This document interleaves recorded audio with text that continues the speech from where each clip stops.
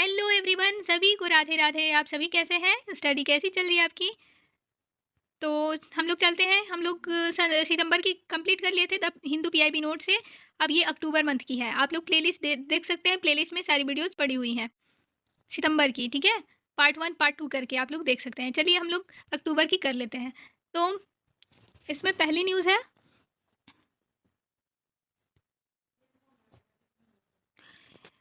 है, कि यूपीएससी यानी संघ लोक सेवा आयोग की 100वीं वर्षगांठ 1 अक्टूबर 2025 को। तो कब 1 अक्टूबर 2025 को 100 वर्ष की वर्षगांठ, मतलब इसका जन्म दिवस था ये यूपीएससी का, ठीक है। भारत सरकार अधिनियम 1919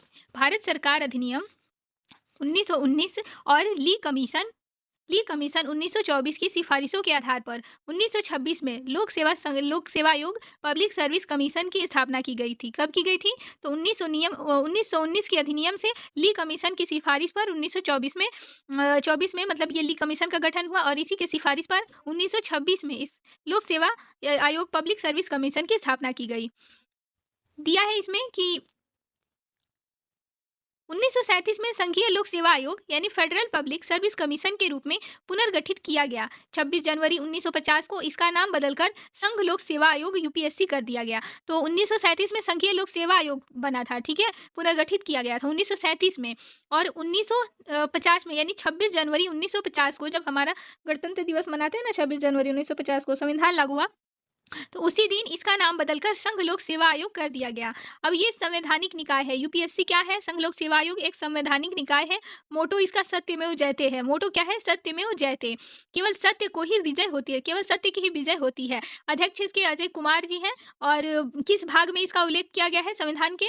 तो संविधान के 14 भाग में इसका उल्लेख है, अनुच्छेद 315 से 323 तक। 315 से 323 तक इसका उल्लेख किया गया है। और यूपीएससी की सलाह पर कानूनी रूप से बाध्यकारी नहीं है। मतलब यूपीएससी की सलाह सरकार पर कानूनी रूप से बाध्यकारी नहीं है। हम लोग यूपीएससी के बारे में सारा देख लिया। अब इसके आगे चलते हैं। सरोगेसी सरोगेसी विनियमन सरोगेसी विनियमन अधिनियम 2021। इच्छुक दंपति कम से कम 5 वर्षों से कानूनी रूप से विवाहित होना चाहिए और उनकी कोई जीवित संतान नहीं होनी चाहिए। यानी सरोगेसी विनियमन अधिनियम 2021 में बताया है कि जो कि इच्छुक दंपति हैं, कम से कम 5 वर्ष से कानूनी रूप से विवाहित हो, मतलब जिसके बच्चे नहीं हो रहे हैं उसको। और उसके बाद इसमें कह रहा है कि उनकी कोई जीवित संतान नहीं होनी चाहिए, कोई भी जीवित संतान ना हो। इच्छुक दंपति भारत के नागरिक होने चाहिए। यानी इच्छुक दंपति जो है, सरोगेसी कराने वाले इच्छुक दंपति भारत के नागरिक होने चाहिए, जिसमें महिला की आयु 23 से लेकर 50 वर्ष के बीच तथा पुरुष की आयु 26 से 55 वर्ष के बीच होनी चाहिए। तो महिला की आयु 23 से 50 होनी चाहिए और पुरुष की आयु 26 से लेकर 55 होनी चाहिए, ठीक है। अब कह रहे कि वाणिज्यिक सरोगेसी पर प्रतिबंध लगाता है, केवल परोपकारी सरोगेसी की अनुमति देता है। सरोगेट माँ 25 से 35 वर्ष की आयु की विवाहित महिला होनी चाहिए तथा उसका कम से कम अपना एक बच्चा होना चाहिए।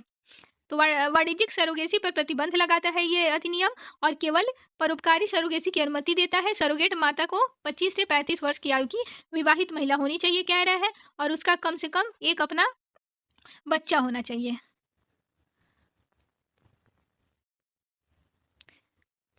अगला दिया है इसमें कि आरटीआई सूचना का अधिकार अधिनियम 12 अक्टूबर 2005 को लागू हुआ। कब लागू हुआ? तो 12 अक्टूबर 2005 को लागू हुआ आरटीआई। राजनारायण बनाम यूपी सरकार 1975, एल के कुलवाल बनाम राजस्थान राज्य 1986 इससे संबंधित वाद हैं। तमिलनाडु आरटीआई कानून पारित करने वाला यानी 1997 में पहला भारत का राज्य बना है। तो कह देगा कि आरटीआई लागू करने वाला मतलब कानून पारित करने वाला कौन भारत का पहला राज्य है? तो तमिलनाडु है। कब किया? तो 1997 में किया।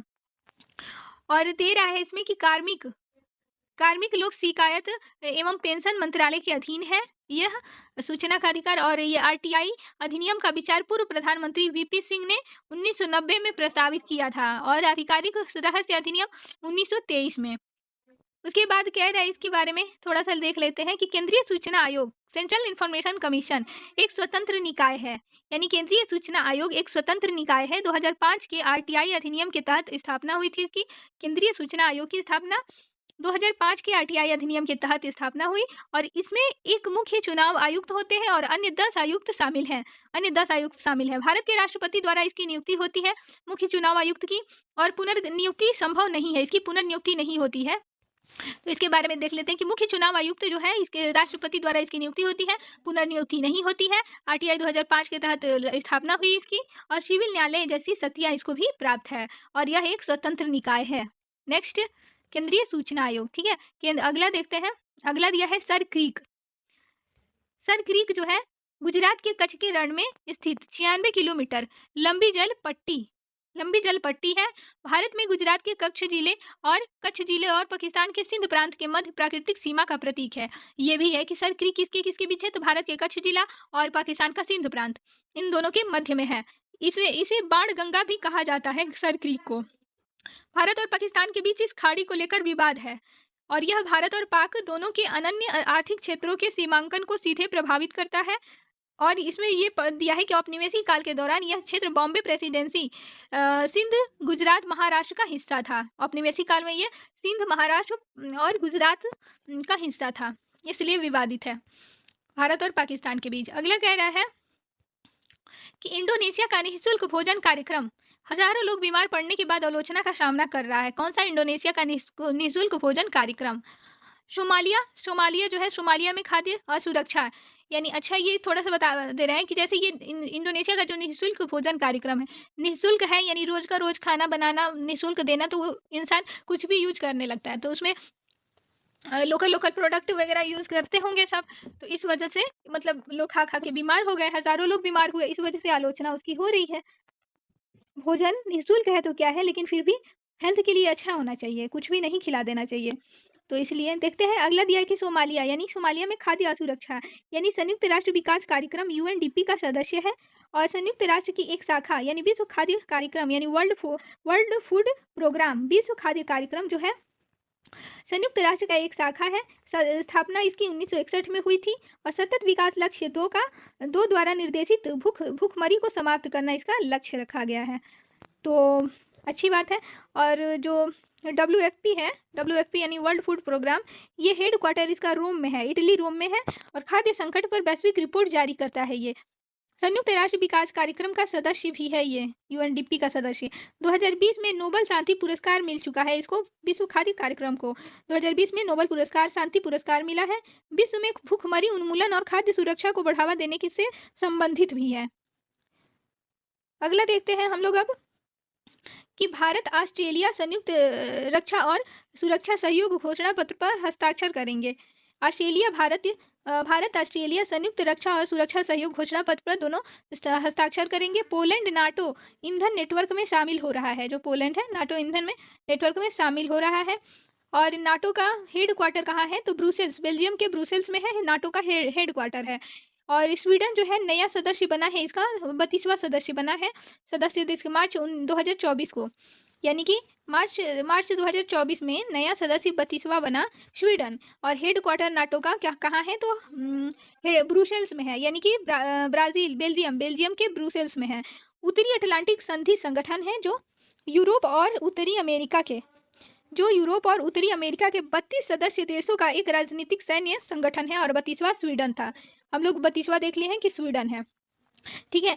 ये कह रहे हैं कि द्वितीय विश्व युद्ध के बाद 1949 में सोवियत संघ के प्रतिरोध के रूप में वाशिंगटन संधि द्वारा इसकी स्थापना हुई थी। तो इसकी स्थापना, नाटो की स्थापना कब हुई थी, 1949 में हुई थी, 1949 में।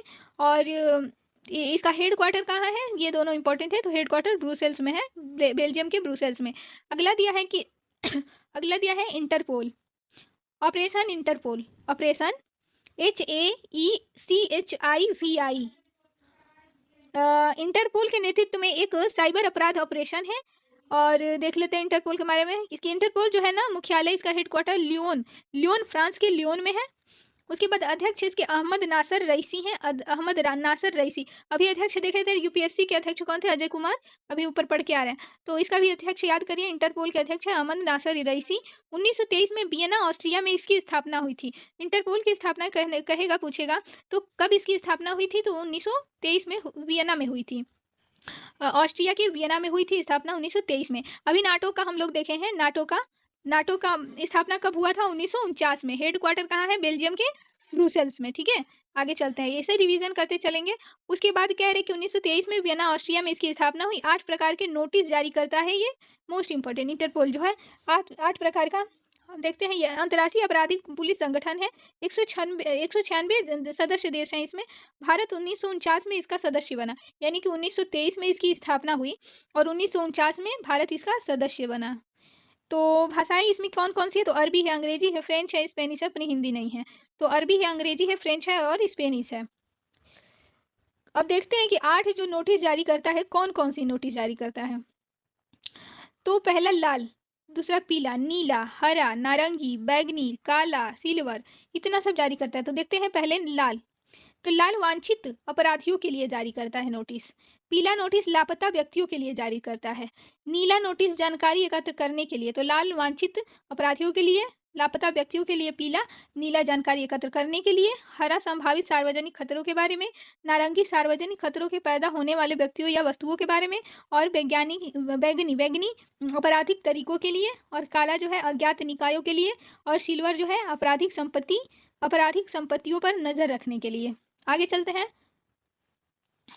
कि जो गाजा के संबंध में शर्म अल शेख में आयोजित शांति शिखर सम्मेलन मिस्र और यूएसए द्वारा सह मेजबानी की गई, यानी कि मिस्र और यूएसए दोनों सहभागिता के रूप में गाजा के संबंध में शर्म अल शेख में ये हुआ है आयोजन, शांति शिखर सम्मेलन गाजा में हुआ, गाजा के संबंध में हुआ है, शर्म अल शेख में हुआ है, और किसके किसके बीच?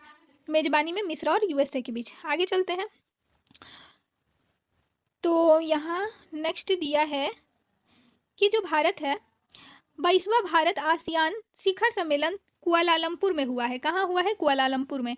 यानी एक क्षेत्रीय समूह है जिसकी, ये जो आसियान है, आसियान एक क्षेत्रीय समूह है जिसकी स्थापना 1967 में हुई थी। अब हम लोग थोड़ा सा पढ़ लेते हैं कि जो अभी पढ़े हैं हम लोग कि नाटो की स्थापना कब हुई? जल्दी बताइए, नाटो की स्थापना कब हुई थी? तो नाटो की स्थापना कब हुई? नाटो की स्थापना 1949 में। ठीक है, 1949 में हुई थी ना। और इसका जो हेड क्वार्टर था, कहाँ था? अभी हम लोग पढ़े थे इसका। 1 मिनट, कितने सदस्य देश थे? तो 32 सदस्य देश थे। ठीक है, और 32वां स्वीडन बना था। 32वां कौन बना था? 32वां स्वीडन बना था। ठीक है, तो हम आगे चलते हैं। तो इसके आगे दिया है कि 22वां जो आसियान शिखर सम्मेलन हुआ था, यह क्षेत्रीय समूह है जिसकी स्थापना 1967 में बैंकॉक में की गई थी। ठीक है, बैंकॉक में। दक्षिण पूर्वी एशियाई राष्ट्रों के बीच आर्थिक, राजनीतिक और सुरक्षा सहयोग को बढ़ावा देने के लिए भारत आसियान का सदस्य नहीं है, ये भी दिया है। ठीक है, उद्देश्य इसका ये बताया था। उसके बाद किस लिए हुई थी, और ये जो बोले आसियान का सदस्य देश नहीं है भारत। और देखिए एग्जाम में यही सब आता है, यूपीएससी हो, पीसीएस हो, स्टेट पीएससी, कोई भी हो, बिहार पीएस, ये सब जो जो भी संस्थान है, वैश्विक हो या भारत के हो, तो उससे क्वेश्चन आते रहते हैं कि मतलब कब स्थापना हुई, हेडक्वार्टर उसका कहाँ है, वो कौन सी रिपोर्ट जारी करता है, ये सब बात बताया जाता है। कौन कौन सा संगठन है, तो संगठन से संबंधित क्वेश्चन पूछे जाते हैं। तो आप चलिए ये देख लीजिए। उसके बाद दे रहा है ना कि 26 अक्टूबर 2025 को कुआलालंपुर में हुई है यह शिखर सम्मेलन। कौन सी? आसियान, 22वां आसियान हुई है। ठीक है, 22वां भारत आसियान।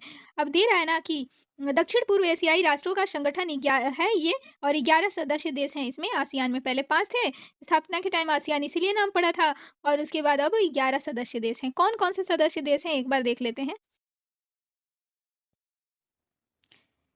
तो इसमें है Brunei, Cambodia, Indonesia, Laos, Malaysia, Myanmar, Philippines, Singapore, Thailand, Vietnam, Timor Leste. ये 11वां सदस्य देश बना है तिमोर लेस्ते। तो कौन कौन है? ब्रुनेई है, कंबोडिया है, इंडोनेशिया है, लाओस है, मलेशिया है, म्यांमार है। म्यांमार के बाद है फिलीपींस है, सिंगापुर है, थाईलैंड है, वियतनाम है। अपना यदि बात करें यदि पड़ोसी देशों में, तो ये म्यांमार है। ठीक है, म्यांमार। और कौन सा है? इंडोनेशिया थोड़ा सा, हाँ, उससे वो करता है अंडमान निकोबार से, तो इंडोनेशिया भी है। ठीक है, उसके बाद चलिए आगे चलते हैं। इसमें दिया है कुछ पॉइंट और दिए हैं कि ये भारत आसियान का सदस्य देश नहीं है, ये तो पता ही चला गया। और ये 1 मिनट, इसके बाद ये बताया गया था 1967 में इसकी स्थापना हुई थी। ठीक है, और चलिए आगे चलते हैं। ये बताया गया है ना कि जो तिमोर लेस्ते है औपचारिक रूप से आसियान का 11वां सदस्य बना है। 2026 को भारत आसियान समुद्री सहयोग वर्ष के रूप में मनाया जाएगा। 2026 को क्या मनाया जाएगा? भारतीय आसियान समुद्री सहयोग वर्ष। याद रखना है, एग्जाम आएगा 2026 वाला तो आएगा ये। आसियान ने RCEP यानी क्षेत्रीय व्यापक आर्थिक भागीदारी मुफ्त व्यापार समझौते के निर्माण का नेतृत्व किया। भारत के वैश्विक व्यापार में लगभग 11% योगदान आसियान समूह का है। तो 11% लगभग योगदान देते हैं आसियान समूह के लोग देश। जैसे USA, चीन, UAE के बाद भारत का चौथा सबसे बड़ा व्यापारिक साझेदार है भारत। USA, चीन, UAE के बाद भारत चौथा सबसे बड़ा भागीदार सदस्य है, ठीक है, साझेदार है। और लगभग $123 बिलियन था 2024-25 में इसका।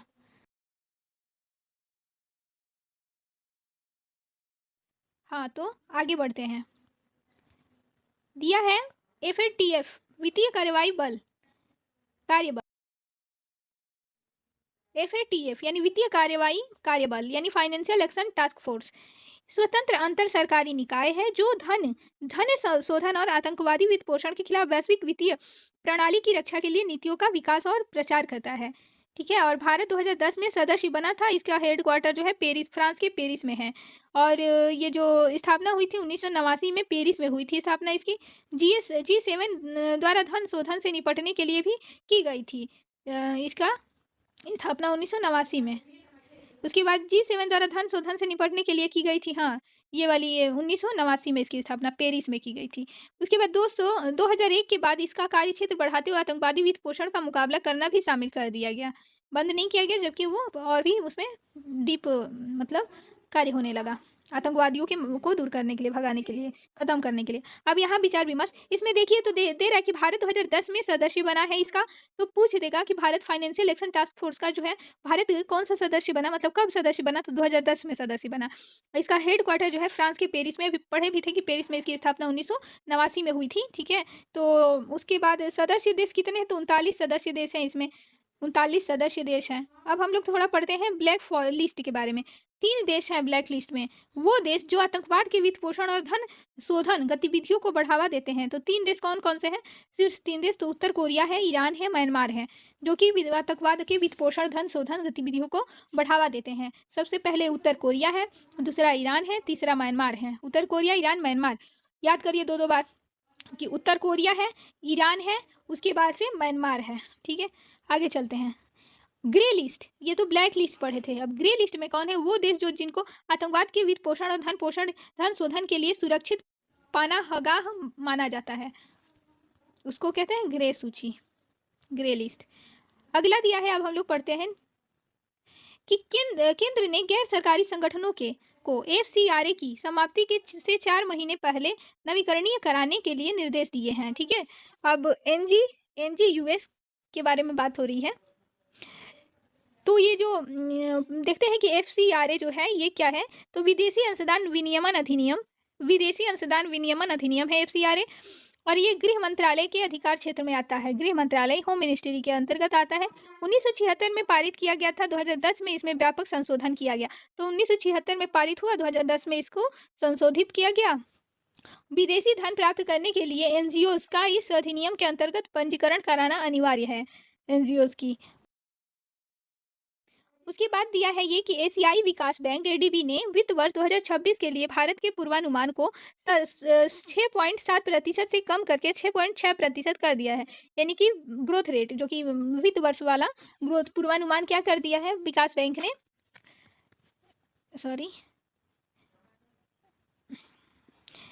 6.7% से कम करके 6.5% कर दिया है। स्थापना ADB की कब हुई थी, 1966 में हुई थी। याद रखना है कि 1966 में इसकी स्थापना हुई थी, ADB की स्थापना 1966 में हुई। हेडक्वार्टर कहाँ है, तो मनीला, फिलीपींस के मनीला में है। उसके बाद दिया है लक्ष्य एशिया प्रशांत क्षेत्र में आर्थिक और सामाजिक प्रगति और सतत विकास के लिए को बढ़ावा देना, और एशियाई विकास आउटलुक का प्रकाशन करना इसका काम है। सदस्य कितने हैं, तो 68 सदस्य देश हैं इसमें। ADB में सदस्य कितने हैं, 68 हैं। अगला देखते हैं, 68 है। 2026-27 के लिए सभी रबी फसलों के लिए MSP न्यूनतम समर्थन मूल्य जारी की गई, मतलब MSP लागू हुई। और ये कृषि लागत एवं मूल्य आयोग CSCP द्वारा 23 फलों के लिए MSP की सिफारिश करता है। अब पूछ देगा कितने फसलों के लिए, तो 23 फसलों के लिए कृषि लागत एवं मूल्य आयोग CSCP जो है ये 23 फसलों के लिए MSP सिफारिश किया है। और 6 रबी फसल है और 17 खरीफ की फसलें हैं। खरीफ की फसलें 1965 में गठित एक वैधानिक निकाय है ये। 1965 में गठित हुई थी। वैधानिक निकाय है कृषि लागत एवं मूल्य आयोग। कब स्थापित हुई? 1965 में। अभी पढ़े थे हम लोग कि 1966 में क्या स्थापित हुई थी। अभी ऊपर जस्ट पढ़ के आ रहे हैं।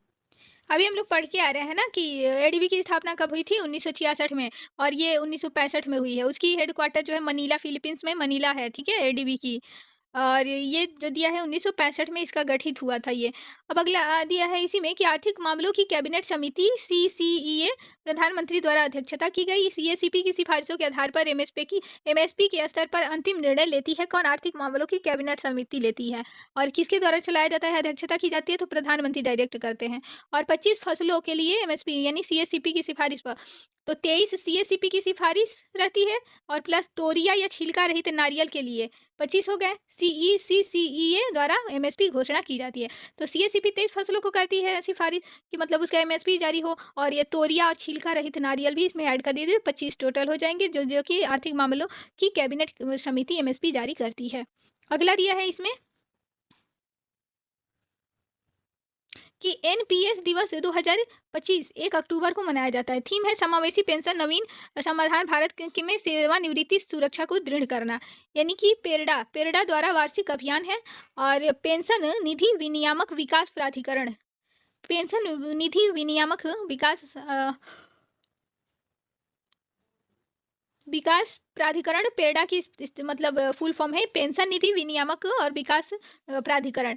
उद्देश्य क्या रखा गया है इसका उद्देश्य? 1 मिनट। इसका उद्देश्य है कि राष्ट्रीय पेंशन प्रणाली को बढ़ावा देना और सेवानिवृत्ति के बाद पेंशन योजना के बारे में जन जागरूकता बढ़ाना। 2014 के पेरडा अधिनियम के तहत स्थापित एक वैचारिक नियामक निकाय है ये। अगला दिया है यूपीआई लेन देन तीव्रता में तेलंगाना अग्रणी राज्य बना है। यानी कि एकीकृत भुगतान इंटरफेस 11 अप्रैल 2016 को लॉन्च किया गया था ये। जो यूपीआई है, यूपीआई की फुल फॉर्म देखिए इसमें लिखा है ना, एकीकृत भुगतान इंटरफेस। उसके बाद 11 अप्रैल 2016 को लॉन्च किया गया था। कब लॉन्च हुआ था? तो 11 अप्रैल 2016 को एनपीसीआई भारतीय राष्ट्रीय भुगतान निगम द्वारा, एनपीसीआई यानी भारतीय राष्ट्रीय भुगतान निगम द्वारा विकसित की गई, आरबीआई द्वारा विनियमित होती है, विनियमित आरबीआई द्वारा एनपीसीआई यानी भारतीय राष्ट्रीय भुगतान निगम द्वारा विकसित की गई, और एक डिजिटल और वास्तविक समय भुगतान प्रणाली है ये। इसकी स्थापना 11 अप्रैल 2016 को हुई थी। 11 अप्रैल 2016 को यूपीआई की शुरू हुआ था, लॉन्च किया गया था। अब अगला देखते हैं, दिया है ना कि वैकल्पिक विवाद समाधान यानी कि अल्टरनेट डिस्प्यूट रिजोल्यूशन, यानी कि सिविल प्रक्रिया संहिता 1908 की धारा 89 के तहत मान्यता दी गई है। प्लेटफॉर्म के बारे में ये परामर्श केंद्र है पारिवारिक न्यायालय, लोक अदालत, ग्राम सभा, उपभोक्ता न्यायालय और न्याय पंचायत, ये प्लेटफॉर्म बता रहा है इसका। उसके बाद तरीके क्या है? तो मध्यस्थता, सुलह, मध्यस्थता, बातचीत करने के लिए बारे में ये तरीके बता रहा है कि ये काम करता है वैकल्पिक विवाद समाधान सिविल प्रक्रिया संहिता 1908। उसके बाद देखते हैं आगे।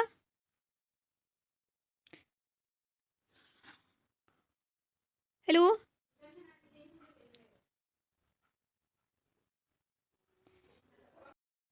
तो आगे दिया है इसमें कि आईआईएचएल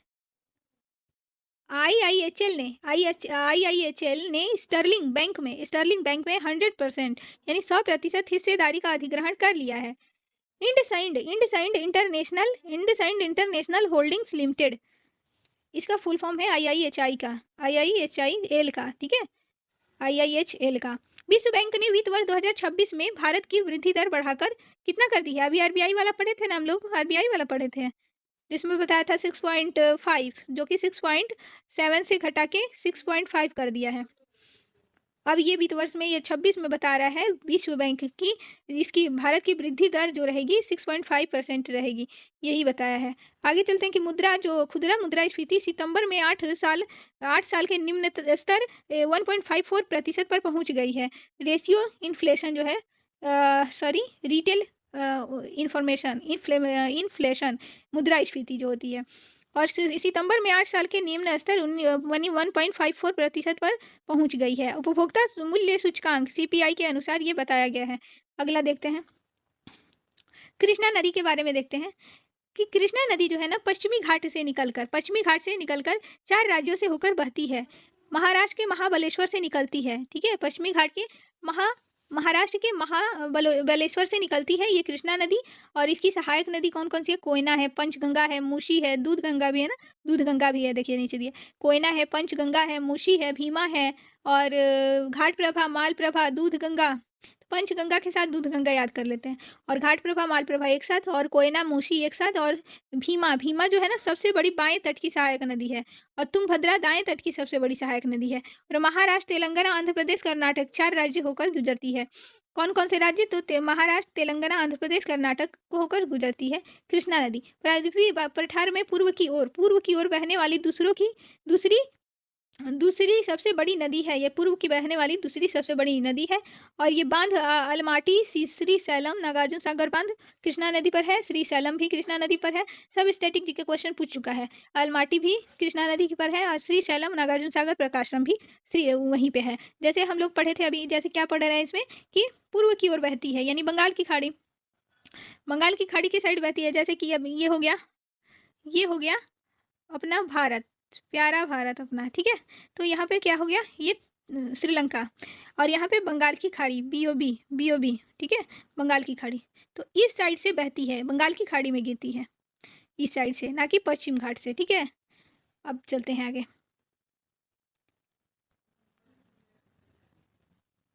यहाँ दिया भी है, देख सकते हैं कि बंगाल की खाड़ी में गिरती है। आगे लिखा है कि चेलम हिल्स, शेष चेलम हिल्स या इसे शेष चेलम हिल्स भी कहते हैं, आंध्र प्रदेश में है। एक विवादास्पद स्थल है और ये पूर्वी घाट का एक हिस्सा है। तालकोना झरना प्लस लाल चंदन यहीं पे मिलता है चेलम हिल्स पे। और श्री वेंकटेश्वर राष्ट्रीय उद्यान भी है यहीं चेलम हिल्स पे। और ये बोल रहा है कि शवारा और जट्टापू जनजातियाँ यहीं रहती है, ठीक है, यहीं हिल्स पे रहती है, शेषचेलम हिल्स पे। और दिया है कि एपीजेनको यानी कि APGNCO द्वारा प्रस्तावित बिजली परियोजना के खिलाफ विरोध प्रदर्शन कर रही है। वंशधारा नदी बहती है। अगला देखते हैं क्या दिया है कि तिरुमालापुरम उत्खनन स्थल, आदि चलन्नूर उत्खनन स्थल तमिलनाडु में है। ये तिरुमालापुरम उत्खनन स्थल, इसको तमिलनाडु में है। 3000 ईसा पूर्व के लौह युग के दफन स्थल पाए गए हैं यहाँ से, तमिलनाडु के। तो हिस्ट्री है, याद रखना है, एंशिएंट हिस्ट्री से क्वेश्चन है। तो बंगाल की खाड़ी में कम दबाव का क्षेत्र बनने से तमिलनाडु में भारी वर्षा हुई है। कहाँ? बंगाल की खाड़ी में कम दबाव का क्षेत्र बनने से तमिलनाडु में भारी वर्षा हुई है। चक्रवात की आंख आई उसके केंद्र में स्थित निम्न दाब का क्षेत्र होता है। और जो पूर्वोत्तर मानसून का तमिलनाडु केरल, पुडुचेरी, कराईकल और रायलसीमा सहित दक्षिणी भारत के लिए वर्षा का प्राथमिक स्रोत है। अंतर उष्णकटिबंधीय अभिसरण क्षेत्र ITCZ क्या होता है? तो भूमध्य रेखा के निकट एक निम्न दाब बेल्ट है जहां उत्तरी और दक्षिणी गोलार्ध से आने वाली व्यापारिक हवाएं मिलती हैं। महासागरीय धाराएं प्रभावित होती हैं किसे? सौर ऊर्जा, पवन ऊर्जा, गुरुत्वाकर्षण और कोरियोलिस बल से। नेक्स्ट देखते हैं कि मुल्ला पेरियार बांध कहाँ है? पेरियार नदी पे। पेरियार नदी कहाँ बहती? केरल में। गुरुत्व बांध है ये, ग्रेविटी डैम। और ये स्टोबिलेंथिस सेसिलिस ये एक फूल है। पढ़ते हैं एक बार और, स्ट्रोबिलेंथिस सेसिलिस फूल। इसे नील कुरिंजी के नाम से भी जाना जाता है, इसे जाना जाता है। तमिलनाडु और आंध्र प्रदेश सहित भारत के पश्चिमी घाटों में पाया जाता है। हर 12 साल में एक बार खिलता है। वाह! तो एक इसकी क्वालिटी है, इसका गुण है, इसकी ख्याति है अपनी गुडविल कि स्ट्रोबिलेंथिस जो सेसिलिस फूल है ये 12 वर्ष में यानी कि 12 ईयर्स में एक बार ये क्या करती है? खिलता है ये फूल।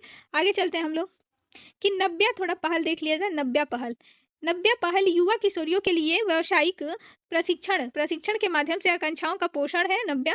और लॉन्च हुआ था 2025 24 जून 2025 को लॉन्च हुआ। 24 जून 2025 को कौशल विकास और उद्यमिता मंत्रालय और महिला एवं बाल विकास मंत्रालय द्वारा के बीच एक सहयोगात्मक प्रयास है। याद रखना है, कौशल विकास और उद्यमिता मंत्रालय। क्वेश्चन आया है, इसी बार आया था। तो कि ये नहीं कि मतलब ये पूछा है ना कि कोई भी पहल हो, कोई ऑपरेशन हो, कोई मतलब कोई भी कुछ हो स्टार्ट करने के लिए यदि समझौता होता है 2 संस्थाओं के बीच, दोनों का नाम दे देगा। यदि 2 मंत्रालय के बीच होता है तो उन दोनों का भी नाम और 4 दे देगा ऑप्शन में, आपको 2 लिखना रहेगा, 2 रहेगा तो। या फिर कोई एक द्वारा स्टार्ट किया रहेगा तो वो लिखना रहेगा। तो कौशल विकास और उद्यमिता मंत्रालय और महिला एवं बाल विकास मंत्रालय के बीच एक सहयोगात्मक प्रयास है। प्रधानमंत्री कौशल विकास योजना 15 जुलाई 2015 को स्टार्ट हुई। लॉन्च हुआ च कब ये लॉन्च नव्या पहल हुई तो 24 जून 2025 को। प्रधानमंत्री कौशल विकास योजना का स्थापना कब हुआ था? 15 जुलाई 2015 को, यानी कि 15 जुलाई 2015, 15-15 दोनों में आ रहा है। लक्ष्य रखा गया है 19 राज्यों के अंतर्गत 27 जिलों 19 राज्यों के अंतर्गत 27 जिलों की 3850 लड़कियों यानी 16 से 18 वर्ष को उभरते नौकरी में व्यावसायिक प्रशिक्षण प्रदान करना। तो 19 राज्यों के 27 जिलों में 3850 लड़कियों को 16 से 18 वर्ष के बीच की बात हो रही है। अगला दिया है कि नम्मा उरू नम्मा अराशु। नम्मा उरू नम्मा अराशु, नम्मा उरू नम्मा अराशु जो हमारा गांव हमारा सरकार योजना है, यानी our village our government, Tamil Nadu राज्य द्वारा शुभारंभ की गई है। स्त्री शक्ति योजना आंध्र प्रदेश की है। तो यहाँ नम्मा उरू नम्मा अराशु हमारा गांव हमारा सरकार हमारी सरकार, ये तमिलनाडु राज्य ने स्टार्ट किया है। और स्त्री शक्ति योजना आंध्र प्रदेश राज्य की है। स्त्री शक्ति योजना दिया है कि पीएम श्री यानी PM schools for rising India, यानी केंद्र है इसका प्रायोजित योजना है, केंद्र प्रायोजित योजना है। और लॉन्च हुआ 7 सितंबर 2022 को, यानी कि पूछ देगा पीएम श्री जो लॉन्च हुआ योजना, ये लॉन्च कब हुआ? तो 2 सितंबर 2022 को लॉन्च हुआ। लक्ष्य रखा गया है कि 14,500 से अधिक आदर्श स्कूल विकसित करना, शिक्षा मंत्रालय के अंतर्गत ये चलेगा। अगला दिया है कि वायु गुणवत्ता सूचकांक केंद्रीय प्रदूषण नियंत्रण बोर्ड सीपीसीबी द्वारा 2014 में शुरू किया गया था। 2014 में शुरू किया गया था। 8 प्रदूषकों पर आधारित है। कितने पे? तो 8 प्रदूषकों पर आधारित है। वाक्यांश एक संख्या और एक रंग एक विवरण 6 श्रेणियां। तो दिया है कि वायु गुणवत्ता सूचकांक जो है केंद्रीय प्रदूषण नियंत्रण बोर्ड सीपीसीबी द्वारा 2014 में शुरू किया गया था। वाक्यांश एक संस्था एक संख्या एक रंग एक विवरण 6 श्रेणियां इसकी है और 8 प्रदूषकों पर आधारित है। वायु गुणवत्ता सूचकांक PM10 है, PM2.5 है, ओजोन है, नाइट्रोजन डाइऑक्साइड है, सीसा है, सल्फर डाइऑक्साइड है, अमोनिया है, कार्बन मोनोऑक्साइड है। इसमें थोड़ा सा देख लेते हैं कि जो ये 6 श्रेणियां कौन सी है। तो अच्छा यानी गुड 0 से 50, संतोषजनक है 50 51 से 100, मध्यम प्रदूषित तो 100 से 101 से 200, खराब पुअर में तो 201 से 300 में, बहुत खराब में 301 से 400 में, और गंभीर के मामले में ये होता है 401 से 500। सतत परिवेशीय वायु गुणवत्ता प्रबंधन प्रणाली भारतीय सेना द्वारा चलाया जाता है, याद रखना है इतना। वायु गुणवत्ता जो है वायु गुणवत्ता और मौसम पूर्वानुमान अनुसंधान प्रणाली पृथ्वी विज्ञान मंत्रालय और भारतीय उष्णकटिबंधीय मौसम विज्ञान संस्थान पुणे द्वारा विकसित किया गया राष्ट्रीय परिवेशी वायु गुणवत्ता मानक जो है NAAQS CACB द्वारा 2009 में स्थापित किया गया। 2009 में स्थापना हुआ और अपने अधिकार वायु प्रदूषण नियंत्रण अधिनियम 1921 से प्राप्त करता है। 12 प्रदूषक शामिल हैं इसमें। कौन कौन से 12 है? तो 12 प्रदूषक है। SO2 है, NO2 है, PM10 है, PM2.5 है, O3 है, PB यानी सीसा है। उसके बाद से दिया है CO कोबाल्ट, अमोनिया का है, NH3 है, बेंजीन बेंजोपाइरिन, और सैनिक है, और निकल है या निकल है। तो ये 10 है, 10 नहीं 12 है। अब दिया है अगला देख लेते हैं कि केंद्रीय प्रदूषण नियंत्रण बोर्ड 1974 में जल अधिनियम के तहत 1974 में स्थापित एक वैधानिक निकाय है। 1981 के वायु प्रदूषण निवारण और नियंत्रण अधिनियम के तहत शक्तियां और कार्य सौंपे गए हैं इसको। उसके बाद केंद्रीय प्रदूषण नियंत्रण बोर्ड जो कि वायु और जल प्रदूषण को नियंत्रण करना है, इसका उद्देश्य। मंत्रालय है पर्यावरण वन और जलवायु परिवर्तन मंत्रालय के काम। CISF प्रमुख है इसके प्रवीर रंजन, और ITBP के प्रमुख प्रवीण कुमार वो प्रवीर रंजन थे CISF के प्रमुख। अंडमान और निकोबार द्वीप समूह के lieutenant governor admiral DK Joshi बने हैं। कौन बना है? तो DK जोशी। अंडमान निकोबार द्वीप समूह के लेफ्टिनेंट गवर्नर DK जोशी बने हैं। और वाणिज्य विभाग के सचिव बने हैं राजेश अग्रवाल, वाणिज्य विभाग के सचिव। रक्षा संपदा निदेशक महानिदेशक बने हैं शोभा गुप्ता बनी है। और राष्ट्रीय कैडेट कोर एनसीसी के महानिदेशक लेफ्टिनेंट गवर्नर जनरल वीरेंद्र वत्स, ये याद रखना है, एनसीसी के महानिदेशक बने हैं लेफ्टिनेंट जनरल वीरेंद्र वत्स। और सारा मुलाली को चर्च ऑफ इंग्लैंड का नेतृत्व करने वाली पहली महिला के रूप में नियुक्त किया गया है। किसको? सारा मुलाली को चर्च ऑफ इंग्लैंड का नेतृत्व करने वाली पहली महिला के रूप में नियुक्त किया गया है। अगला दिया है कि साने तकाइची जापान की पहली पीएम बनी है। भारतीय क्रिकेटर संजू सैमसन को भारत में प्रीमियर लीग का आधिकारिक राजदूत नियुक्त किया गया है। भारत में भारतीय क्रिकेटर है संजू सैमसन को। एन चंद्रशेखरन को टाटा सन्स का अध्यक्ष नियुक्त किया गया है। एन चंद्रशेखरन को टाटा समूह के अध्यक्ष बनाया गया है। रिबेका ग्रीनस्पैन भारतीय संयुक्त राष्ट्र व्यापार एवं विकास एजेंसी UNCTAD यानी अंकटाड की प्रमुख है। और मंगोलिया के राष्ट्रपति खुरेल सुख उखना है। उरेल सुख उखना कौन है? तो मंगोलिया के राष्ट्रपति। अगला दिया है क्वालकॉम के अध्यक्ष और CEO क्रिस्टियानो अमोन है। क्वालकॉम को के अध्यक्ष और CEO। फ्रांस के प्रधानमंत्री सेबेस्टियन लेकुर्नु है, ठीक है, लेकुर्नु। डसाल्ट सिस्टम के CEO पास्कल डालोज है। मेडागास्कर के राष्ट्रपति एंटी एजोएलिना है। भारत में अमेरिकी राजदूत क्या दिया है? सर्जियो गौर है।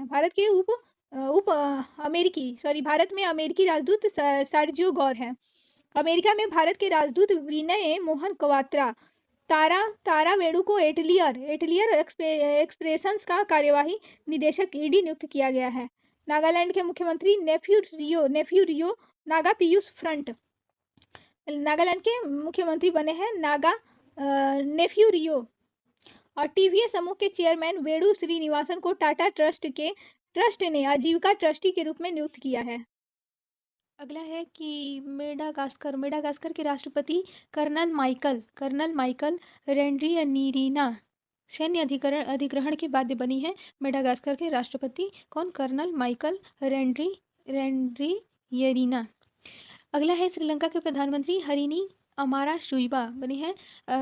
श्रीलंका के प्रधानमंत्री हरिनी अमारा शुईबा। नेक्स्ट है राष्ट्रीय धन्वंतरी आयुर्वेद पुरस्कार 2025। राष्ट्रीय धन्वंतरी आयुर्वेद पुरस्कार 2025 बनवारी लाल गौर, वैद्य नीलकंठन मूस ईटी और वैद्य भावना प्रसर को मिला है।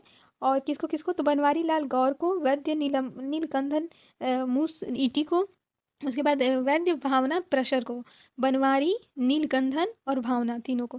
उसके बाद देखिए आयुर्वेद के क्षेत्र में शैक्षणिक, पारंपरिक और वैज्ञानिक क्षेत्रों में उत्कृष्ट योगदान के लिए इनको मिला है। आयुर्वेद दिवस 23 सितंबर को मनाया जाता है। आयुर्वेद दिवस थीम 2025 का रखा गया लोगो और ग्रह के लिए आयुर्वेद। तो आयुर्वेद दिवस 23 सितंबर को मनाया जाता है। थीम रखा गया है लोगो और ग्रह के लिए आयुर्वेद। और विश्व आयुर्वेद फाउंडेशन द्वारा स्थापित एक मंच है विश्व आयुर्वेद कांग्रेस। और 10वां WAC सम्मेलन देहरादून उत्तराखंड में हुआ है। WAC का मतलब विश्व आयुर्वेद कांग्रेस 10वां हुआ है उत्तराखंड के देहरादून में। 2 वर्ष में एक बार आयोजन होता है इसका। अगला देखते हैं लेखक ई संतोष कुमार को उनके 2024 के उपन्यास तपोमयुदे अचन के लिए वायलार राम वर्मा मेमोरियल साहित्य पुरस्कार से पुरस्कृत किया गया है। 1 लाख रुपया मिला है इनको पुरस्कार के रूप में। तो किसको? तो ई संतोष कुमार को मिला है 2024 में ये उपन्यास लिखे थे तपोमयुदे अचन, ठीक है। और ये वायलार राम वर्मा मेमोरियल साहित्य पुरस्कार से इनको दिया गया है। 1 लाख रुपए मिला है पुरस्कार के रूप में। अगला यह है 2025 का नोबेल पुरस्कार फिजियोलॉजी या मेडिसिन चिकित्सा में किसको मिला है? तो अमेरिका की मैरी ई बंकरा, अमेरिका के फ्रेड राम्सडेल और जापान के सिमोन साकागुची, यानी कि 3 है। अमेरिका के एक मैरी ई बंकरा है और अमेरिका के ही फ्रेड राम्सडेल है। तो फ्रेड राम्सडेल और जापान के है सिमोन साकागुची।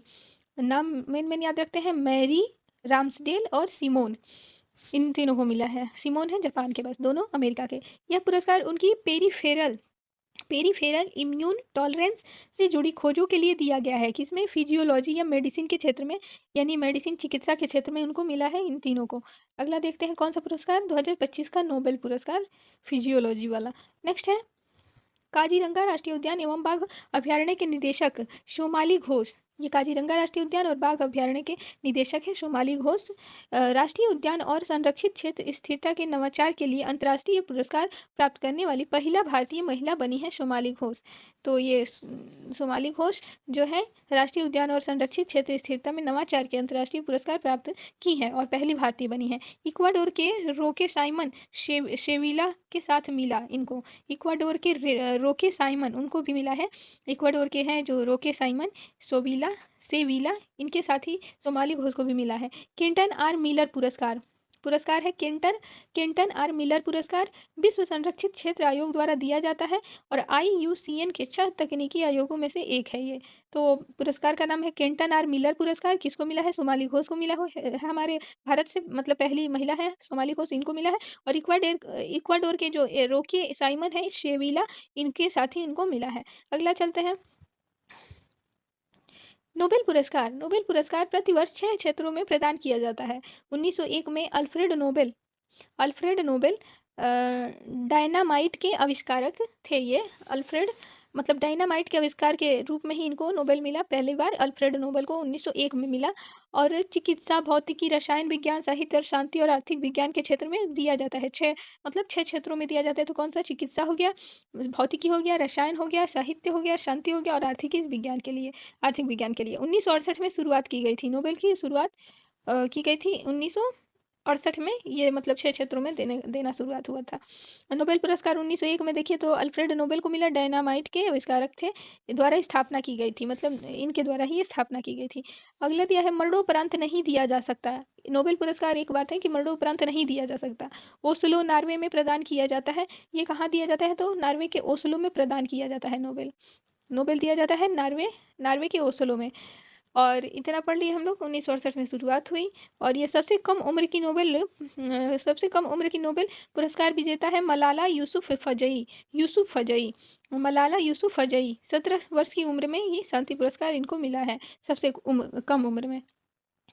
अगला देखते हैं इसमें कि मैरी क्यूरी 2 बार नोबेल पुरस्कार जीती हैं। मैरी क्यूरी जो है 2 बार नोबेल पुरस्कार 1903 में भौतिकी के लिए मिला, 1911 में रसायन के क्षेत्र में मिला इनको। तो मैरी क्यूरी जो है, एक मैरी क्यूरी हैं, इनको 2 बार नोबेल मिला है। एक तो 1903 में सबसे पहले भौतिकी में मिला, फिर 1911 में इनको रसायन के क्षेत्र में मैरी क्यूरी को मिला है।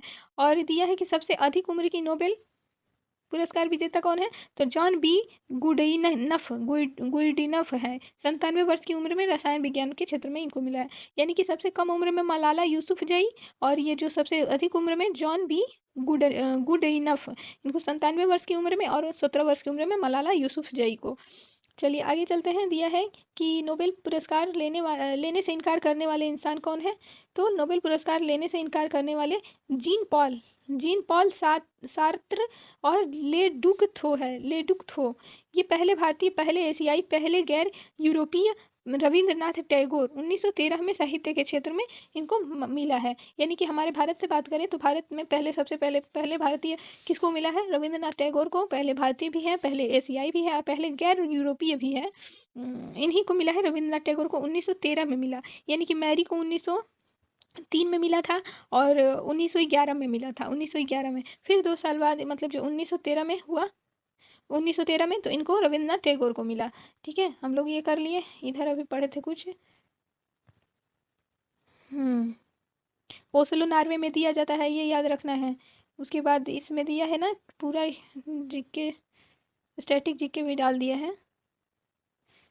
तो हम लोग पढ़ ले कि जीन पॉल सार्त्र हैं और ये जो लेडुक है ये मना करने वाले थे। अब सीवी रमन को देखते हैं। सीवी रमन को 1930 में भौतिकी के लिए मिला और मदर टेरेसा को 1979 में शांति के क्षेत्र में, अमर्त्य सेन को 1998 में आर्थिक विज्ञान के क्षेत्र में और कैलाश सत्यार्थी को 2014 में शांति के क्षेत्र में, हरगोविंद खुराना को 1968 में चिकित्सा के क्षेत्र में, सुब्रमण्यम चंद्रशेखर को 1983 में भौतिकी के क्षेत्र में, वेंकट रमन रामकृष्णन 2009 में रसायन के क्षेत्र में और अभिजीत बनर्जी हैं 2019 में आर्थिक विज्ञान के क्षेत्र में। इसको बार बार पढ़ेंगे तो याद होगा। चलिए उसके बाद दिया है 2025 की, बहुत देख लेते हैं कि कौन से क्षेत्र में किसका नोबेल किसको मिला है, कौन कौन से। तो भौतिक के क्षेत्र में नोबेल किसको मिला है, तो जॉन क्लार्क को मिला है 2025 वाला। मिशेल एच डेओरेट को मिला है। जॉन एम मार्टिनिस को मिला है क्वांटम टनलिंग के क्षेत्र में, ठीक है, क्वांटम टनलिंग के लिए। उसके बाद है रसायन विज्ञान के क्षेत्र में सुसुमु कीतागावा को मिला है। रिचर्ड रॉबसन को मिला है। अमर एम राघी को मिला है। और धातु कार्बनिक ढांचे के लिए मिला है इनको रसायन के क्षेत्र में। आर्थिक विज्ञान के क्षेत्र में जोएल मोकिर को मिला है। फिलिप अध्ययन को मिला है अध्ययन। और पीटर हाविट को मिला है आर्थिक के क्षेत्र में। और नवाचार आधारित आर्थिक विकास। अगला देखते हैं चिकित्सा के क्षेत्र में मैरी ई ब्रूनको, फ्रेड रामस्डेल और शिमोन साकागुची और प्रतिरक्षा तंत्र के रूप में इनको मिला है। उसके बाद दिया है साहित्य के क्षेत्र में लॉजिस्लो क्रास्जनाहोरकाई को मिला है शांति में। मारिया मचाडो को मिला है शांति के क्षेत्र में। देखते हैं आगे। अगला दिया है रोटा वायरस एक अत्यधिक संक्रामक वायरस जो गंभीर दस्त और उल्टी का कारण बनता है, यानी संचरण मल मौखिक मार्ग से होता है। मल मौखिक मार्ग से रोटा वायरस में। और रोटावैक्स वैक्सीन 6 और 10 और 14 सप्ताह की आयु में 3 मौखिक खुराक दी जाती है, यानी 6 और 10 और 14 सप्ताह की आयु में 3 मौखिक खुराक दी जाती है। और सार्वभौमिक टीकाकरण कार्यक्रम के तहत 2016 में शुरू किया गया एक स्वदेशी मौखिक टीका है रोटावैक वैक्सीन। और DBP भारत सरकार भारत बायोटेक स्टैनफोर्ड विश्वविद्यालय द्वारा बनाया के राष्ट्रीय स्वास्थ्य संस्थान द्वारा विकसित किया गया और बिल एंड मेंडिला गेट्स फाउंडेशन द्वारा समर्थित किया गया है। यानी कि बनाने वाला कौन है, सबसे पहले तो रोटा वायरस क्या है, एक अत्यधिक संक्रामक वायरस है। दस्त और उल्टी मुंह के माध्यम से हो जाता है, मल का मुंह के माध्यम से निकलना। उसके बाद इसमें दस्त और उल्टी ही कारण बनता है। रोटा वायरस के लिए रोटावैक वैक्सीन आया जो कि 6 और 10 14 सप्ताह की आयु में दी जाती है। उसके बाद है सार्वभौमिक टीकाकरण कार्यक्रम के तहत जो है 2016 में शुरू किया गया एक स्वदेशी मौखिक टीका है ये, मतलब रोटावैक वैक्सीन। और ये जो DBP भारत सरकार भारत बायोटेक और स्टैनफोर्ड विश्वविद्यालय के राष्ट्रीय स्वास्थ्य संस्थान द्वारा विकसित किया गया है। और ये इसको समर्थन देने वाले bill and Melinda Gates foundation द्वारा इसको समर्थन दिया गया। अगला हम लोग करते हैं इसके आगे फसाई दिया है। फसाई का कहना है कि केवल विश्व स्वास्थ्य संगठन WHO द्वारा अनुमोदित उत्पादों को ही ORS के रूप में लेबल किया जा सकता है, यानी कि ओरल रिहाइड्रेशन सॉल्यूशन। ORS का मतलब है कि फसाई का कहना है कि केवल विश्व स्वास्थ्य संगठन द्वारा ही अनुमोदित उत्पादों को ही ORS के रूप में लेबल किया जा सकता है। फसाई कह रही है कि वनली WHO करेगा। भारतीय खाद्य सुरक्षा एवं मानक प्राधिकरण जो कि स्वास्थ्य एवं परिवार कल्याण मंत्रालय के अधीन एक स्वायत्त निकाय है। स्थापना इसकी हुई थी खाद्य सुरक्षा और मानक अधिनियम 2006 के अंतर्गत। तो 2006 के अंतर्गत स्थापना हुई थी किसकी, फसाई की, यानी कि फसाई मतलब भारतीय खाद्य सुरक्षा एवं मानक प्राधिकरण की। अब देखते हैं दिवस है कि 2 अक्टूबर को क्या मनाया जाता है। 2 अक्टूबर को मनाया जाता है गांधी जयंती। उसके बाद है लाल बहादुर शास्त्री जयंती, अंतर्राष्ट्रीय अहिंसा दिवस। यानी कि 2 अक्टूबर को 3 दिवस इंपॉर्टेंट है तीनों। एक तो गांधी जयंती सबको पता है, अंतर्राष्ट्रीय अहिंसा दिवस सबको पता है गांधी जी के रूप में उपलक्ष्य में, क्योंकि अहिंसा के पुजारी कहे जाने वाले महात्मा गांधी हमारे राष्ट्रपिता थे। और ये लाल बहादुर शास्त्री जयंती भी इसी मतलब 2 अक्टूबर को ही लाल बहादुर शास्त्री जयंती भी है, तो ये भी फेमस। आगे देखते हैं 4 अक्टूबर को मनाया जाने वाला विश्व कल्याण पशु दिवस। 4 अक्टूबर को कौन सा दिवस मनाया जाता है, विश्व पशु कल्याण दिवस, विश्व पशु कल्याण दिवस। 5 अक्टूबर को विश्व शिक्षक दिवस। 6 अक्टूबर को विश्व पर्यावरण दिवस, पर्यावास दिवस। पर्यावरण वाला तो 5 जून को है, ठीक है, ये लेकिन दिया है पर्यावास दिवस, यानी कि 6 अक्टूबर को विश्व पर्यावास दिवस। 7 अक्टूबर को विश्व कपास दिवस। 8 अक्टूबर को भारतीय वायुसेना दिवस 8 अक्टूबर को मनाया जाता है। और 9 अक्टूबर को विश्व डाक दिवस। 9 अक्टूबर को विश्व डाक दिवस। 10 अक्टूबर को विश्व मानसिक स्वास्थ्य दिवस। 11 अक्टूबर को अंतर्राष्ट्रीय बालिका दिवस। अंतर्राष्ट्रीय बालिका दिवस कब मनाया जाता है, 11 अक्टूबर को। राष्ट्रीय बालिका दिवस कब मनाया जाता है, कमेंट में बताइए। 16 अक्टूबर को विश्व खाद्य दिवस मनाया जाता है, 16 अक्टूबर को। 17 अक्टूबर को अंतर्राष्ट्रीय गरीबी उन्मूलन दिवस मनाया जाता है। और 20 अक्टूबर को विश्व सांख्यिकी दिवस मनाया जाता है, 20 अक्टूबर को, ठीक है। और इसमें दिया है 15 अक्टूबर को नहीं दिया क्या, 15 अक्टूबर को शायद आर्मी दिवस मनाया जाता है। तो विश्व 16 अक्टूबर को विश्व खाद्य दिवस हो गया, 17 अक्टूबर को अंतर्राष्ट्रीय गरीबी उन्मूलन दिवस, 20 अक्टूबर को विश्व सांख्यिकी दिवस और 24 अक्टूबर को संयुक्त राष्ट्र दिवस। संयुक्त राष्ट्र दिवस 24 अक्टूबर को मनाया जाता है, याद रखना है। 24 अक्टूबर को ही एक विश्व विकास सूचना दिवस मनाया जाता है। 31 अक्टूबर को राष्ट्रीय एकता दिवस। 31 ऐसे तो लिखते हैं 31, बट 31 से 31 बोलते हैं, तो ऐसे याद रखते हैं 31 से एकता दिवस, ठीक है। अगला देखते हैं, अमांडा अनीसिमोवा ने लिंडा नोस्कोवा को हराकर चाइना ओपन खिताब जीता है। तो चाइना ओपन का खिताब जीतने वाली कौन है? अमांडा अनीसिमोवा। किसको हराई है? तो लिंडा नोस्कोवा को हराकर चाइना खिताब जीता। और उसके बाद टॉमी फ्लीटवुड, एक गोल्फ खिलाड़ी है। टॉमी फ्लीटवुड कौन है? तो एक गोल्फ खिलाड़ी है। और वी ज्योति सुरेखा वेनम तीरंदाजी विश्व कप फाइनल में कांस्य पदक जीतने वाली पहली भारतीय महिला कंपाउंड तीरंदाज बनी है वी ज्योति सुरेखा वेनम। ज्योति याद रखते हैं, ज्योति सुरेखा नाम याद रखेंगे, 3 लोग का नाम एक ही है, ज्योति सुरेखा वेनम। और तीरंदाजी विश्व कप 2025 जो हुआ था नानजिंग चीन में हुआ था, नानजिंग चीन में, और यहीं पे तीरंदाजी में ही विश्व कप फाइनल में कांस्य पदक जीतकर पहली मतलब ये बार भारतीय कंपाउंड तीरंदाज बनी। अगला दिया है क्या? तो अमेरिका कहाँ हुआ था? तो ये याद रखना है, चीन के नानजिंग में, ठीक है। अगला दिया है कि अमेरिकी शतरंज ग्रैंड मास्टर डेनियल नारोदित्स्की का निधन हो गया। अमेरिकी शतरंज ग्रैंड मास्टर थी डेनियल नारोदित्स्की। अब थोड़ा सा नाम वो होता है कि लड़का है लड़की। शतरंज विश्व कप 2025 गोवा के अरपोरा में है 30 अक्टूबर से 27 नवंबर तक। 30 अक्टूबर से 27 नवंबर तक शतरंज विश्व कप 2025 गोवा के अरपोरा में हुआ। अहमदाबाद 2030 राष्ट्रमंडल खेलों की मेज़बानी के लिए पूरी तरह तैयार है। तो अहमदाबाद जो 2030 राष्ट्रमंडल खेलों की मेज़बानी के लिए पूरी तरह तैयार है।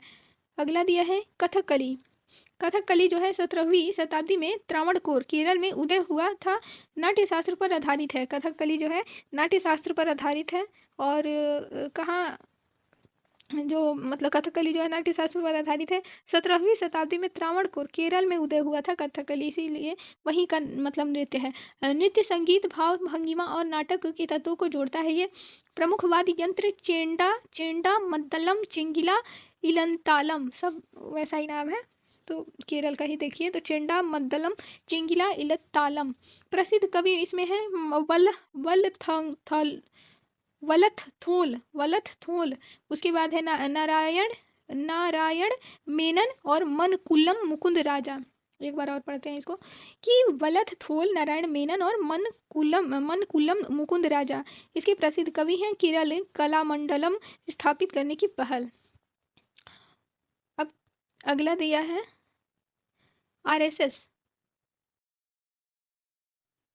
यानी राष्ट्रीय स्वयंसेवक संघ स्थापना 1925 में हुई थी। मतलब आरएसएस की राष्ट्रीय स्वयंसेवक संघ की स्थापना 1925 में डॉक्टर केशव बलिराम हेडगेवार ने नागपुर महाराष्ट्र में की थी। पूछ देगा आरएसएस की स्थापना कब हुई? तो 1925 में हुई। किसके द्वारा हुई? तो डॉक्टर केशव बलिराम के हेडगेवार के द्वारा हुई। नागपुर में हुई, महाराष्ट्र के नागपुर में। कहाँ हुई? तो महाराष्ट्र के नागपुर में। एक भारतीय दक्षिणपंथी हिंदुत्व स्वयंसेवी अर्धसैनिक संगठन है ये। इसकी स्थापना एक स्वयंसेवी संगठन के रूप में की गई थी, ठीक है। अगला देखते हैं, दिया है कि सांस्कृतिक नीतियों और सतत विकास पर यूनेस्को विश्व सम्मेलन मोंडिया कल्ट यानी कि MONDIACULT मोंडिया कल्ट 2025 बार्सिलोना में हुआ है। सांस्कृतिक नीतियों और सतत विकास पर यूनेस्को विश्व सम्मेलन कहाँ हुआ है? तो बार्सिलोना में। अगला देखते हैं कि पंडित छन्नूलाल मिश्र का निधन हो गया। ये क्या थे? ठुमरी, दादरा, चैती और कजरी में उनकी समृद्ध विरासत थी। ठुमरी, दादरा, चैती वगैरह का गाते थे। कजरी में उनकी समृद्ध विरासत थी। बनारस घराने के थे, ये घराना पूछ देता है तो कभी कभी। तो ये छन्नूलाल मिश्र जो है बनारस घराने के हिंदुस्तानी शास्त्रीय गायक थे। और ये ठुमरी जो है ना, ये उत्तर भारत का एक अर्धशास्त्रीय संगीत रूप है। 19वीं शताब्दी में नवाब वाजिद अली शाह के संरक्षण में से विकसित किया गया था ठुमरी को। अगला दिया है कि भारत 2025 में 2.2 मिलियन टन ई कचरा यानी ई वेस्ट उत्पादन करेगा। 2025 में। भारत, चीन और यूएसए के बाद विश्व स्तर पर तीसरा सबसे बड़ा ई कचरा उत्पादक देश बन जाएगा। कौन ई कचरा उत्पादक देश बना है? भारत। पहला चीन है, दूसरा यूएसए है, तीसरा भारत बन गया तीसरे स्थान पे। टॉम हॉक मिसाइल अमेरिकी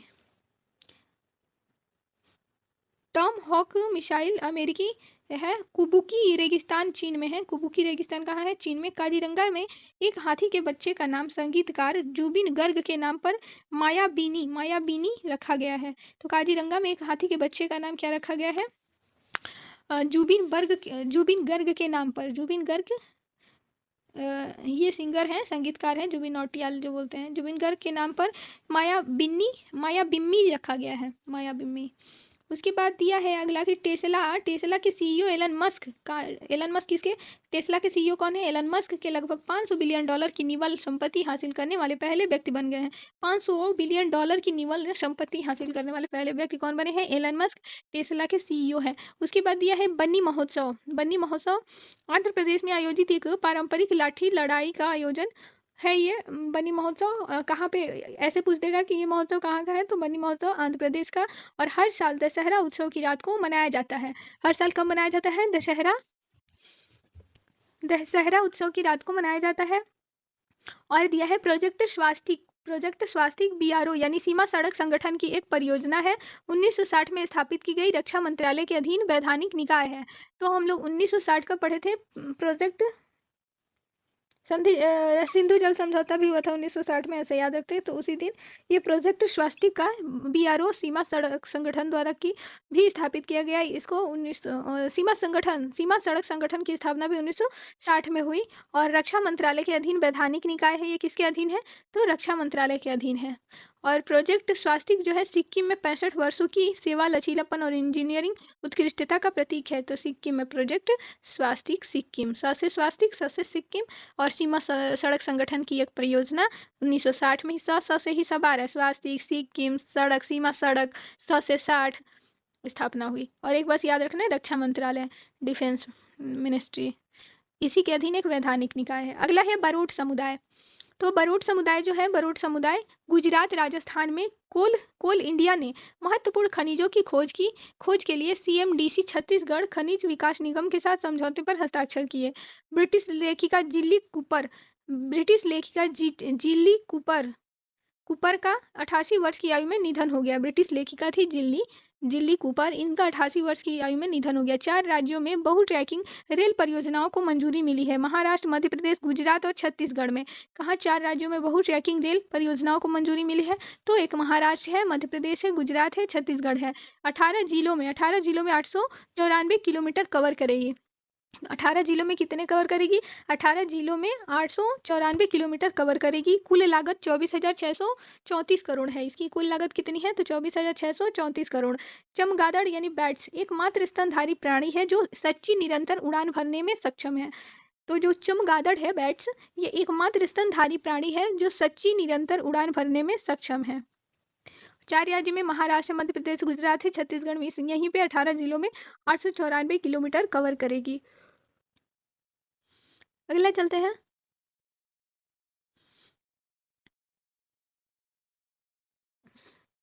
जलकुंभी द वाटर हिसिंथ एक आक्रामक प्रजाति, इन्वेसिव स्पेसीज है। और ये जो सिगाची रासायनिक कारखाना है, ये तेलंगाना में है। तो सिगाची रासायनिक कारखाना कहाँ है? तो तेलंगाना में है यहाँ। अगला भारतीय वायुसेना की 93वीं वर्षगांठ 8 अक्टूबर 2025 को, अभी पढ़े थे ना, वायुसेना दिवस मनाया जाता है। तो ये 8 अक्टूबर को, तो ये 93वें वर्षगांठ मनाया गया। और मोटो रखा गया, गौरव के साथ आकाश को छूना। और ये 1932 में इसकी स्थापना हुई थी। 1932 में स्थापना हुई थी। तो 2032 में 100 साल भी हो जाएगा। तो आगे देखते हैं कि गठन इसका 1932 में हुआ। उसके बाद है भारत के वर्तमान वायुसेना अध्यक्ष air chief marshal Amanpreet Singh हैं। यानी अमनप्रीत सिंह कौन है? तो वायुसेना के अध्यक्ष हैं, वर्तमान अध्यक्ष, वायुसेना अध्यक्ष।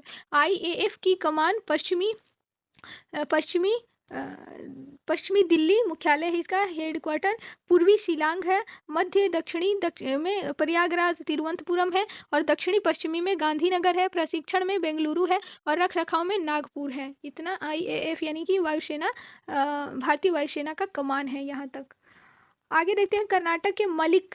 कर्नाटक ने मासिक धर्म अवकाश नीति को मंजूरी दे दी है, यानी कर्नाटक राज्य ने मासिक धर्म अवकाश नीति को मंजूरी दे दी है, यानी मेंस्ट्रुअल लीव पॉलिसी।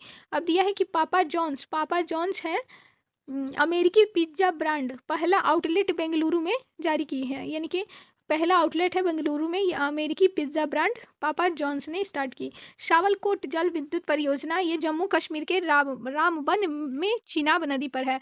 तो पूछ देगा, जैसे परियोजना पूछता है, कोई बांध हो, परियोजना हो, ये सब पूछता है, तो शावलकोट जो जल विद्युत परियोजना है किस नदी पर, तो चिनाब नदी पर है। तो कहाँ है, तो जम्मू कश्मीर में, और जम्मू कश्मीर में भी कहाँ है, तो रामबन जिले में, रामबन में है। सरकार कक्षा 3 से स्कूली पाठ्यक्रम में AI को शामिल करने की योजना बना रही है। जो सरकार है कक्षा 3 से ही स्कूली पाठ्यक्रम में AI को शामिल करेगी। टोयो आके जो जापानी शहर है, इसने अपने निवासियों के लिए स्क्रीन टाइम सीमा निर्धारित कर दी है। यानी टोयो आके जापानी शहर ने अपने निवासियों के लिए स्क्रीन समय सीमा निर्धारित की है। उसके भी बाद दिया है कि जो ये फरवरी 2026 में भारत द्वारा AI प्रभाव शिखर सम्मेलन का आयोजन किया जाएगा। क्यूबन मिसाइल क्राइसिस 1962 में स्थापित हुई क्यूबा मिसाइल संकट, अगला आई थी 1962 में।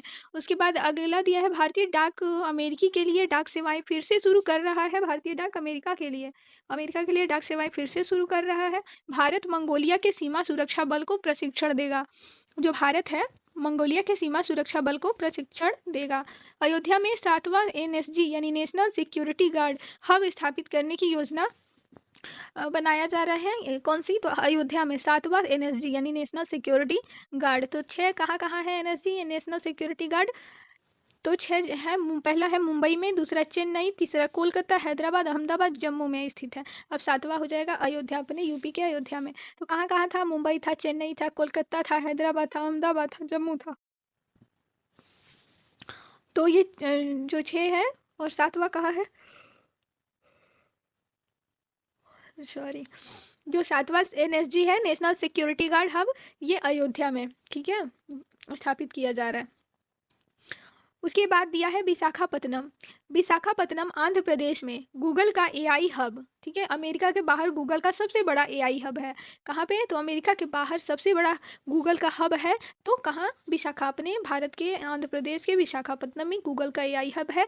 और स्कॉप का 30 सम्मेलन ब्राज़ील के बेलेन में नवंबर 6 से लेकर 21 तक 2025 तक होगा। तो मतलब कॉप का 30वां सम्मेलन ब्राज़ील के बेलेम में नवंबर 6 से लेकर 6 से 21 तक, नवंबर तक 2025 होगा। और ये UNFCCC यानी कि United Nations framework convention on climate change, इसका फुल फॉर्म है UNFCCC का। तो जलवायु परिवर्तन पर संयुक्त राष्ट्र फ्रेमवर्क कन्वेंशन द्वारा किया जाता है। उसके बाद देखिए एम्ब्रियर और महिंद्रा भारतीय वायुसेना के लिए C-390 विमान बनाएंगे। ब्राज़ील की एरोस्पेस कंपनी है ये एम्ब्रियर जो है, कहा कि ब्राज़ील की एरोस्पेस कंपनी है। महिंद्रा भारतीय वायुसेना के लिए C-390 विमान बनाएंगे। भारतीय यानी एस पद्मनाभन एक घोड़ा प्रशिक्षक का निधन हो गया। ये घोड़ा प्रशिक्षक थे, घोड़ा को प्रशिक्षित करते थे, प्रशिक्षण देने वाले घोड़ा को, एस पद्मनाभन, इनकी मृत्यु हो गई है। और ये भारतीय थे। बथुकम्मा महोत्सव कहाँ मनाया जाता है, तेलंगाना और आंध्र प्रदेश में बथुकम्मा महोत्सव मनाया जाता है। कहाँ, तो तेलंगाना और आंध्र प्रदेश में। डॉक्टर रेड्डीज के श्रीकाकुलम संयंत्र को अमेरिकी FDA से VA1 स्वैच्छिक कार्यवाही संकेतिक VAI है, ठीक है, स्वैच्छिक कार्यवाही संकेतिक प्राप्त हुआ है। कौन, डॉक्टर रेड्डीज के श्रीकाकुलम संयंत्र को अमेरिकी FDA से मिला है। और किबाले राष्ट्रीय उद्यान युगांडा में है। आता है एग्जाम में कि किवाले राष्ट्रीय उद्यान कहाँ है, युगांडा में है। और स्वच्छ भारत दिवस मनाया जाता है 2 अक्टूबर को, स्वच्छ भारत दिवस भी मनाया जाता है। अभी 2 अक्टूबर को 3 दिवस बताए हैं, किसका किसका दिवस क्या क्या बताए हैं बताइए। अहिंसा दिवस एक तो अंतर्राष्ट्रीय, और एक और क्या, गांधी जयंती, और एक और बताइए जो बताए थे। तो 4 दिवस 2 अक्टूबर को मनाया जाता है, स्वच्छ भारत दिवस भी मनाया जाता है। अब कंप्लीट हो गया आप सभी। अब इसके सारे वीडियोस, ये तो अक्टूबर की है, सितंबर की 2025 की भी मैंने प्लेलिस्ट में डाल रखी है। एक प्लेलिस्ट है सितंबर मंथ की, उसमें 4 क्लास है, जिसमें कि 2 लेक्चर्स द हिंदू से है, 2 लेक्चर्स द हिंदू से है, द हिंदू मतलब पीआईबी नोट्स से। और 2 लेक्चर्स जो है, ये एक भैया द्वारा नोट्स, मतलब भैया द्वारा नोट्स बनाया गया है, बहुत अच्छा नोट्स बनाया है, शॉर्ट में ही 1 लाइनर है, उसको मैंने 2 मतलब कवर किया है उसमें। और वो किसी कोचिंग का है, और ऊपर से वो क्रॉनिकल का भी है, दोनों मिक्स करके उस नोट्स को तैयार किया गया है। बहुत सटीक नोट्स हैं, और बहुत ही लाभ मिलेगा उससे एग्ज़ाम में। तो मतलब वो 2 पीडीएफ हो गया, और ये दो PDF the Hindu PIB notes से बनाया गया है। तो वो सितंबर मंथ की एक अलग प्लेलिस्ट बनी हुई है, आप लोग देख सकते हैं जाके उसमें। उसके बाद ये अक्टूबर की है। अब अक्टूबर की मैंने मतलब पूरी ये the Hindu PIB notes complete कर दी। द हिंदू एक क्लास में कंप्लीट है ये पूरा।